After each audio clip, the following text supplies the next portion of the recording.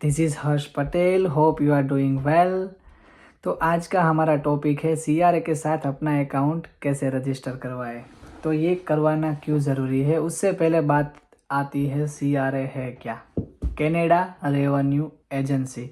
अगर आपको अपना रिफंड सही समय पे और सही पते पे चाहिए तो सीआरए के साथ रजिस्टर करना मैंडेटरी है। अब ये कैसे करना है, उसके लिए हम हैं मतलब ये चीज़ आपको करनी तो खुद है, पर उसकी प्रोसेस क्या है वो मैं आपको बताऊंगा। और एक बात और कि ये बहुत ही कॉन्फिडेंशियल चीज़ है, तो इसकी डिटेल हर किसी के साथ शेयर करने की कोई ज़रूरत नहीं है। तो चलिए शुरू करते हैं। जो पहला पेज आपको खुलेगा, सीआरए साइनिंग सर्विस कनाडा, इसमें जाना है। उसमें 3 ऑप्शन है। हमें जाना है पहले पे, क्योंकि हम पर्सनल टैक्स पेयर है, तो माय अकाउंट पे। इसमें आपको 3 और ऑप्शन मिलेंगे। पहला है using one of our signing partners, उसमें आपको बहुत सारे ऑप्शन मिलेंगे, उसमें आपको नहीं जाना है।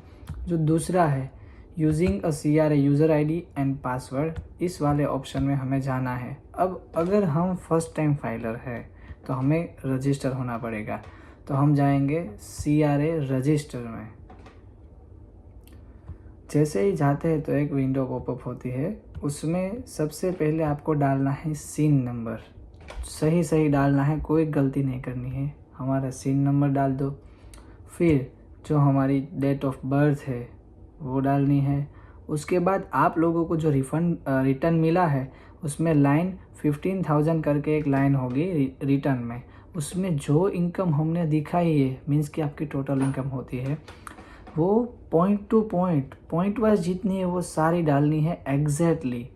उसके बाद आपको नेक्स्ट ऑप्शन पे जाना है। जैसे ही आप नेक्स्ट पे जाओगे तो दूसरी विंडो पॉपअप होगी।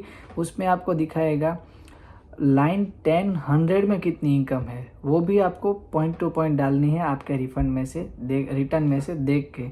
उसके बाद आपकी तीसरी विंडो पॉपअप होगी। उसमें आपको मांगेंगे आपका पोस्टल कोड या जिप कोड।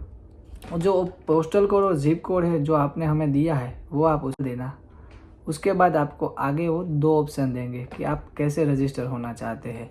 तो उसमें जो दूसरा वाला ऑप्शन है उसमें होगा कि आपको विया मेल एक कोड मिलेगा। वो कोड बहुत ही कॉन्फिडेंशियल चीज़ होती है, तो आप उधर जाएंगे तो आपका एड्रेस वगैरह उसमें डालना रहेगा। जो भी डिटेल्स मांगे वो आप उसमें डाल दो।